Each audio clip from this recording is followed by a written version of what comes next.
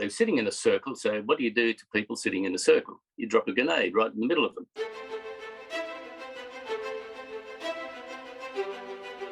Welcome to the podcast where we track down Australian war veterans, have a chat with them, and hear their stories.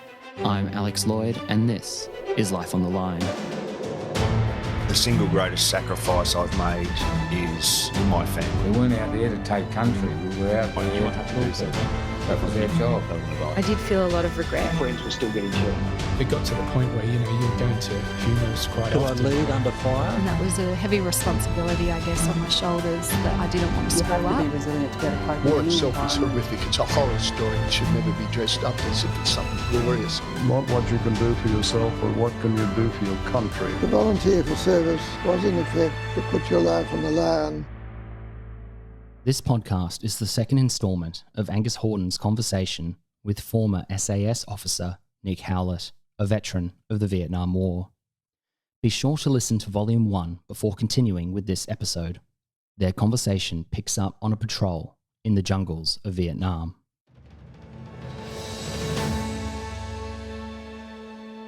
Nick, with the 5-man squad, what armaments were you? M16s, SLRs? What were you carrying? Yeah, by 1969, the armaments have improved a little bit. For good ambush power, 7.62 SLR, there's no mistake. Once you hit with that, you don't get back up. Yeah.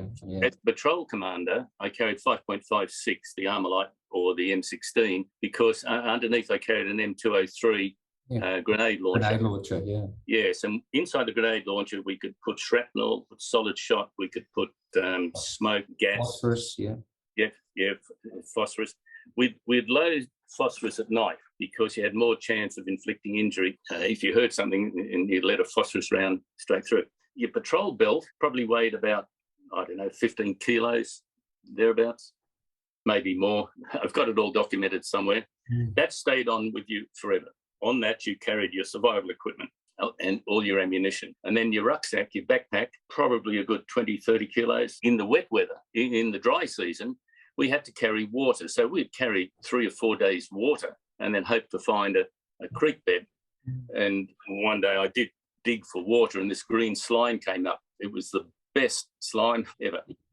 The other hot extraction was an opportunity ambush. A group of 5 stopped on a track, sat down and started to have a smoke. One guy decided to keep standing and have a look around. We were in file, that's one behind the other, patrolling, and we didn't know the track was there because we hadn't arrived there.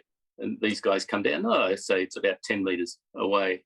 So you remember I said I took out the odd cook bottle washer and signaller. I took out the unit photographer and I said, right, do you want to get in the firefight? I made him forward scout so he can have the first shot and be the eyes and ears of the patrol. So he zeroed in on this guy still standing and they were sitting in a circle. So what do you do to people sitting in a circle? You drop a grenade right in the middle of them, shake them up a little bit and then go in and finish off. So I signal this to the scout, take off the grenade, you ready? So he was going to head shoot the guy still standing. I would throw the grenade at the same time and the contact was underway. All right, John Wayne. So the grenade hits the branch, bounces back, and I send shrapnel into my scout's foot and it hits his heel, runs up the calf of his leg. He say, I'm hit. The guy behind me in returning fire then had a jammed weapon. So out of 5 weapons, I'm down 2. There's only 3 weapons that we can return fire with. And everything turned to shit after that. So I broke contact, called for a hot extraction because I couldn't confirm. We knew one was dead, but I couldn't confirm that the others were. And that was the second hot extraction. Invariably in war, everything always goes wrong, sort of thing. And as you say, just compounds, but, fortunately you were able to extract yourself out of that.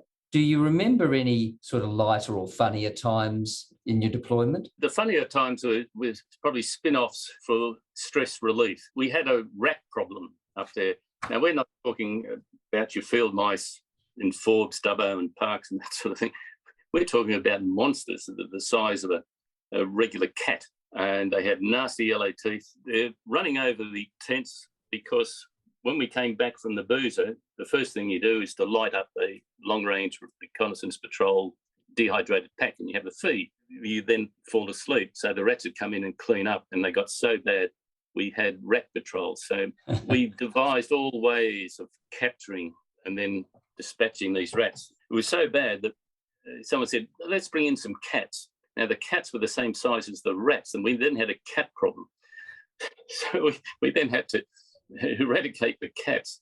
We could spend all day talking about the active part of your service in Vietnam, but you leave Vietnam eventually. Can you tell us about your post-Vietnam service? Because you were involved with some US Special Forces. In 1971, I did 6 months at the Jungle Training Centre, and then my name came up to do long-term Special Forces training in America with the 5th Special Forces Group at Fort Bragg, North Carolina. So I spent 18 months in the States doing a whole range of US Special Forces courses, pathfinders, demolitions, parachute experimenting journey, El Centro, California, and the parachuting was the main reason for the tour. So did you find that by staying in the military but being posted over to America, that helped you sort of to try and adjust to the horrors that you'd gone through with Vietnam and all the stress? You were still in the military, but effectively, you weren't on the front line and you were training, and the American situation was so much different to what we're used to. It didn't affect me until 1995 or thereabouts.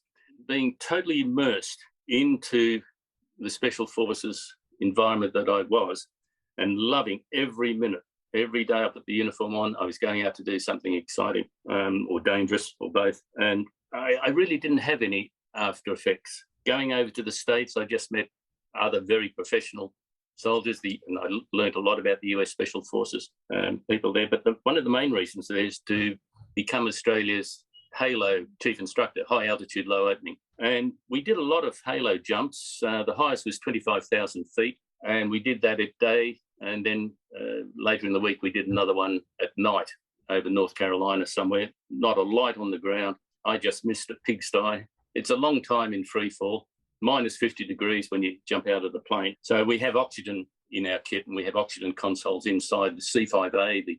We did it from Hercules and from Starlifters. I ended up with about 800 odd jumps, and part of the job was to go to El Centro Parachute Test Center at near Brownsfield, California, and experiment.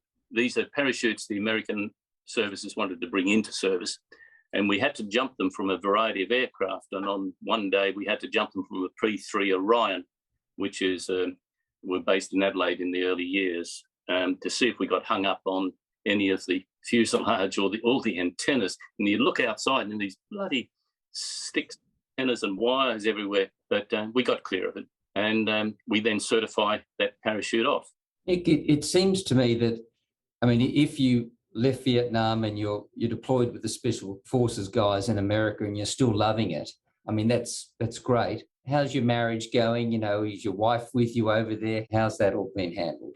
Yes, it was in company posting. Poor old Jennifer, she was 6 months pregnant when we flew across. She was 6 months pregnant when we came back. Yeah, so it was an accompanied posting. And the idea is that you live off your allowances, which were very generous, and you save your military salary. And it was well known within the services, if you got an overseas junket to England or India or Pakistan or America, that's what you did. So you lived frugally over there off your allowances. And of course, we had the deposit for a house when we came back.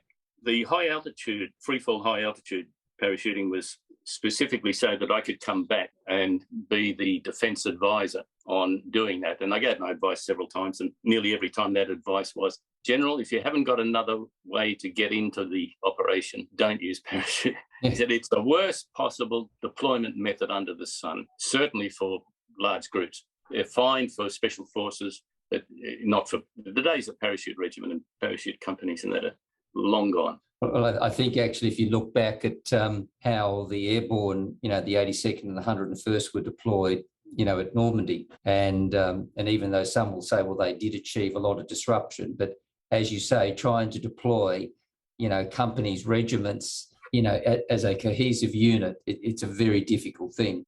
So you enjoy your time in America and you come back to Australia. What are your roles then? Sent straight back to SAS for another 2 years as the senior instructor of the Air Wing. One of the squadrons over there, the non-sabre squadron, was called Training Squadron. And I was assigned as the captain instructor on Air Wing and basically responsible for all air operations in SAS. I then was moved across to SAS operations officer for the whole of the regiment, which was a tick in the box. It was a major's slot. but I hadn't yet been promoted, so they put me in as a captain.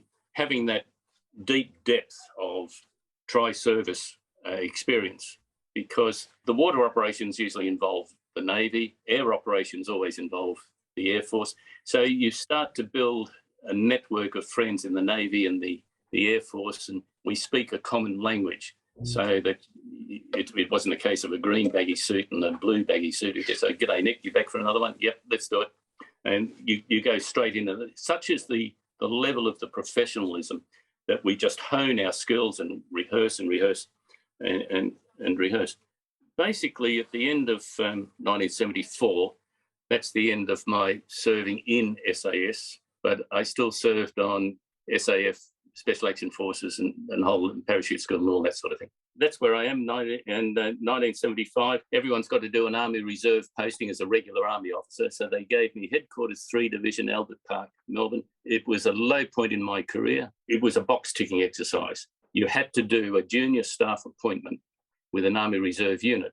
And there's method in their madness, because when you become a senior commander later, you've got to understand how the Army Reserve is structured and that sort of thing. Then promoted major, and they said, right, too much special forces in Howlett. They sent me off as an infantry company commander for 3 years to Enoggera, 8-9 Battalion. So I was de-specialised.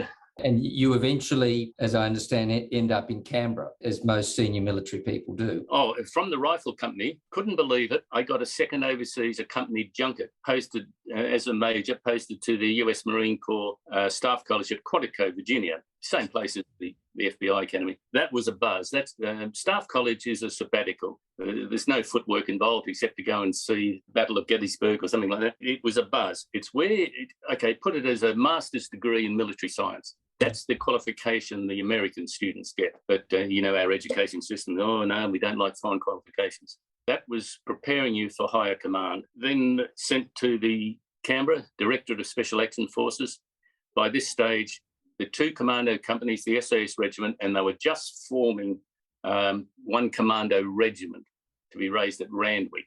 And that was a regular Army lieutenant colonel with 2 Army Reserve companies, 1 commando and 2 commando, and 3 battalion were going to come on strength also as a parachute battalion. Fortunately, they dropped that idea later. Then got promoted lieutenant colonel, became the staff officer grade 1, Special Action Forces. This put me in charge of all operation, for all intents and purposes, running and controlling of all Special Forces operations, including counter-terrorism in Australia. I had a full colonel above me, Reg Beasley, who was my Vietnam squadron commander. Reg and I, very tight, sadly died a few years back. In infantry, all lieutenant colonels, young lieutenant colonels, are looking for their first command, unit command. You need a unit command to go on to brigadier. Well, highly desirable. Up for grabs was the commanding officer of 1 commando regiment at Randwick, a regular Army posting in a reserve structure, commanding officer of SAS regiment, for which I was more than qualified, and commanding officer of parachute training school. Now, which one do you reckon? And there were 3 of us vying for this. My Vietnam mate, Chris Roberts, my very good friend, Phil Gould, and myself are up for the 3 jobs. Because of that commando parachuting way back when and the parachute jump instructor training way back when, they said, Howlett, you're only going to go to one place, and that is the chief instructor, commanding officer of the parachute school. Phil Gould went and commanded the first commander of the commando regiment, and Chris Roberts went over to SAS regiment as the CO. You only get 1 shot at what they call unit command. But there was a twister to my posting. It was still at RAAF base Williamtown, and I started up there jumping in out of Dakotas. That's very early 60s. By now, we had, of course, Caribou and the Hercules. I commanded it there for 2 years and was told the whole school had to be moved down to Naval Air Station Nowra because HMAS Melbourne had paid off and the Fleet Air Arm were bleating. The mayor of Nowra was bleating, saying, we've lost all our income. We need an army unit down here to fill in. And Phil Bennett said, yeah, we're going to send you the parachute school. Oh, who are they? Oh, the guys with the red berets. Splashed across the Nowra news was the next week was lock up your wives and daughters, the red berets are coming to town. So I went on a 2-week hearts and minds bloody tour of the Shoalhaven to tell everyone, hey, look, I'm a regular guy. Yeah, I shoot people, but I'm not doing that anymore. So I moved the school down in February 1984-56 and then commanded it for another year. The very first injury we had, after I took it to naval with myself, my friend Reg Beasley, who was commander of ESAF, was now commander in Tasmania here, and he said, Nick, bring your Red Beret parachute display team down for the Hobart Regatta in February 1986. And I said, oh, yeah, right. He said, do something special. I'd done plenty of Red Beret public displays. Righto, we'll drop onto a huge barge in the middle of the Derwent River. It's a Navy thing. We went down. The weather was bad. It's Tasmania. We couldn't do a rehearsal. We had inaccurate weather information, and there's a lot of micro weather systems down here in Tas, I can tell you. We had to lower the altitude from 10,000 feet down to 6,000. We did what's called a hop and pop. You hop out the back and pop the parachute, and you fly, pop your smoke and streamers, and the cloud all go ooh. And of the 8, the spot was missed. Of the 8, 1 went straight in, another had a malfunction, cut away and went into the water on his reserve. And I slammed into the side of the pontoon at about 20 miles an hour. Oh, I'm so sorry. Just broke up my right leg. Now, see that parachute? It looks white, it's actually a very pale blue. It was called a McAfee.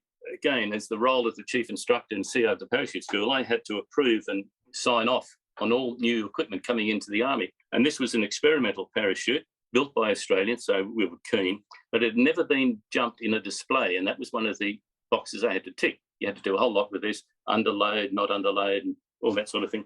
And it had trim tabs on it, so I was so far away from the pontoon, I pulled on the trim tabs and accelerated my speed, but it accelerated my rate of descent. And over water, without a reference point, it's very hard to see how far you are. You don't know. He said, now, bang, now.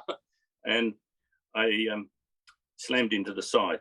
And that was effectively the end of my military career. I was Hobart Hospital, repat for the rest of the year, walking around on crutches and walking sticks as CEO of the parachute school. That was a great advertisement for parachute. Well, I mean, and Nick, with respect, after such a distinguished service with the military at the highest level at Special Forces, I mean, the SAS is as good as it gets. Yeah, I mean, I feel for you. What an anticlimactic way to finish.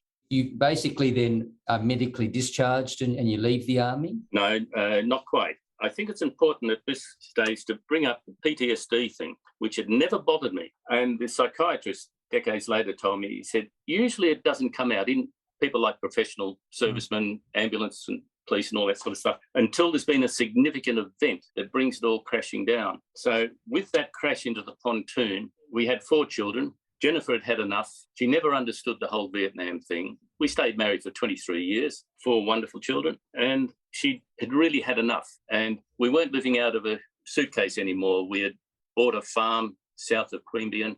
We had some sheep on it. I was doing up the homestead. And that's when everything unravelled. I received a posting order to the Joint Services Staff College in Canberra.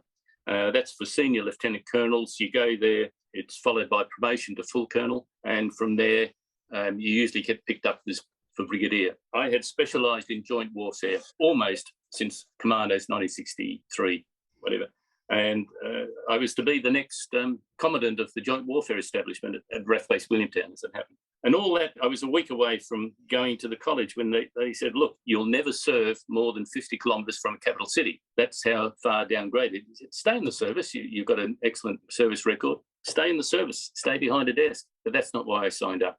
And I was very close to retirement. I think I was 6 months away from official retirement, because the military, they promote you and with a time date in that rank. And if the two coincide, the promotion and the time date, that's your retirement without penalty. So I took a small penalty and took early retirement. So I can't be, you don't go down as Lieutenant Colonel Nick Howlett retired. So yes, I left the service then in 1989. Nick, how have you handled the PTSD since then? With great difficulty. I left it too late to claim the PTSD. I've got all the other injury things. The Special Forces training is dangerous. We kill people, we injure people. When I went to Vietnam, or by the end of Vietnam, we had killed 8 of our own in one way or another. That's nothing to do with enemy action. So I thought I better get this looked at. And I think I was on DVA 70% of the general rate, $100 a week. The PTSD, I started to lose it. I'm now on my 3rd marriage. Camilla and I have been married 14 years next month. She absolutely saved my life. Caring, understanding, empathetic. She said, thank God I didn't know you when you were in the Army, because I don't like Army people. And I said, all right, English, half French, half English. Back to this photograph. On the back, I've written the date. The first hot extraction was 17 September 69. The second one was the 21st of October 1969. That is my wife's birthday. And while I was being shot out and hauled through the jungle at the end of the rope, my wife turned 15 that day. She says, don't tell anyone that. So there's 11 years between us. And she's been with me in the farming and the boating gig. It's all her idea. I'd be in a house, but I do love boating, and she adores it, absolutely loves boating. It's a funny way how people find love and happiness. And look, if she's 11 years older or younger or the same, I mean, at the end of the day, she's a person that loves you. And you've sent me this beautiful picture of this fishing trawler, and I can just see you there very peacefully taking in life. And you in Special Forces, the level of stress and anxiety and fighting and everything that builds from it, I mean, it's at the most dangerous, highest level. And I don't know how you come off that. And I'm just glad you found her. I'm glad you found this boat. I mean, Alex and I have had a bit of trouble trying to catch up with you because you're at sea and then you're traveling around. Right. And look, you've just found your peace. And I'm grateful of that.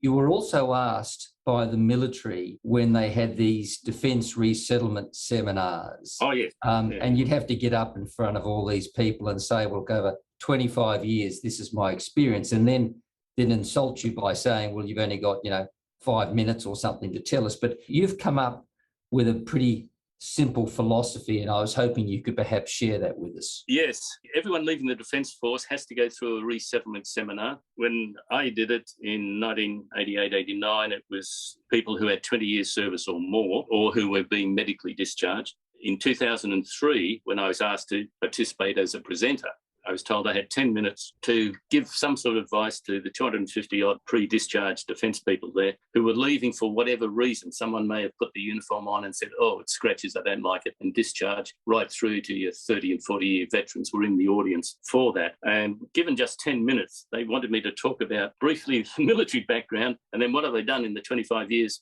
since.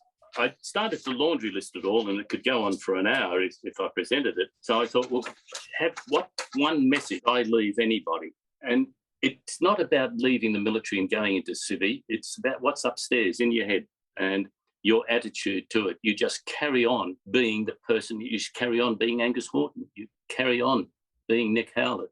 The changing of the uniform doesn't make any difference. It's what's messed up in your head and the consequences of that makes you different. So I came up with this thing, what's Nick Howlett observed throughout his whole life? And it came up with power. I have the power, P-O-W-E-R. And P stands for passionate.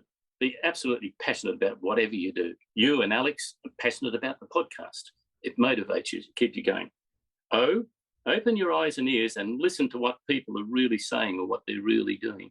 Post-army, I owned a bottle shop at Canowindra, New South Wales. Best business I ever owned.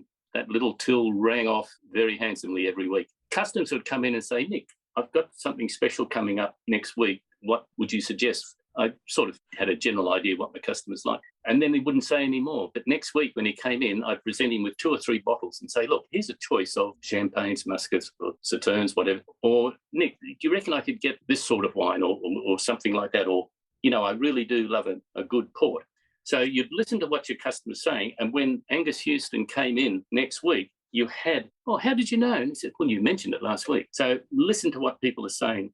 And what's the message? W, who you are. Sorry, Angus Hordern, you're never going to be Prime Minister of Australia. You're too decent a fella. You understand your strengths, your weaknesses, and your limitations. Don't try and become something that you're not, Bessie.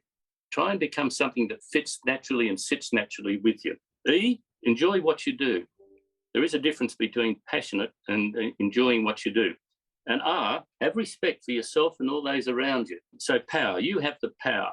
Be passionate about what you do. Keep your eyes and ears open and really listen to what your mentors and teachers and family and your kids are saying.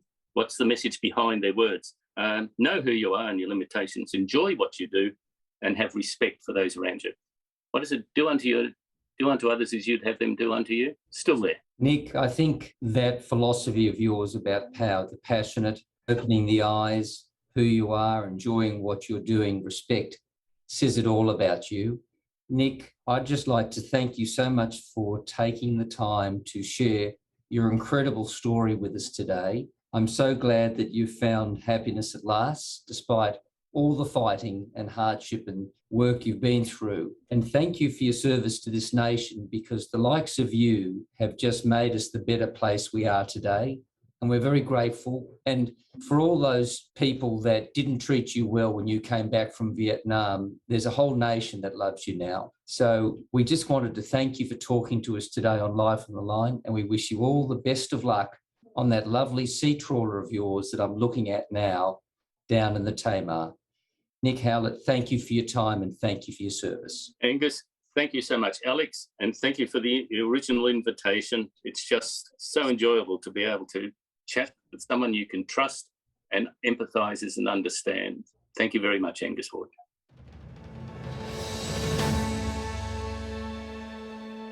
We're thankful to Nick for coming on the show. This year, we're releasing our veteran conversations every fortnight. Stay subscribed so you know when a new episode drops. And for more SAS in Vietnam stories, go back to Season 2 and listen to Thomas Kay's conversations with an SAS trooper from that era. Number 18, Dom Barnby Vol I. Listening for enemy, looking for enemy signs and all this sort of stuff, not knowing what's around the next tree, around the next bend. And Volume 2. It's still raw with me what happened up there, because we're unarmed and the atrocities that were going on were horrendous, right up to murder and rape and all that sort of stuff. And it was just horrendous. You can also listen to the group podcast panel that I hosted. Panel, Life After Service. As soon as they hear PTSD, all the perceptions are wrong. They're negative perceptions, whereas what they should be, the stories that should be out there are people that have been diagnosed with PTSD for whatever reason and that have overcome it.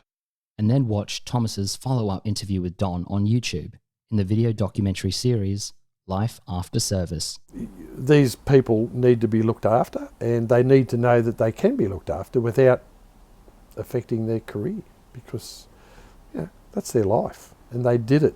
They volunteered. They did it willingly. We're on Facebook, Instagram, and YouTube at Life on the Line Podcast, on Twitter at LOTL Pod, and on LinkedIn at Thistle Productions. Life on the Line is brought to you by Thistle Productions, artwork by Big Cat Design, music by Dan Van Werkhoven. Thanks for listening, and lest we forget.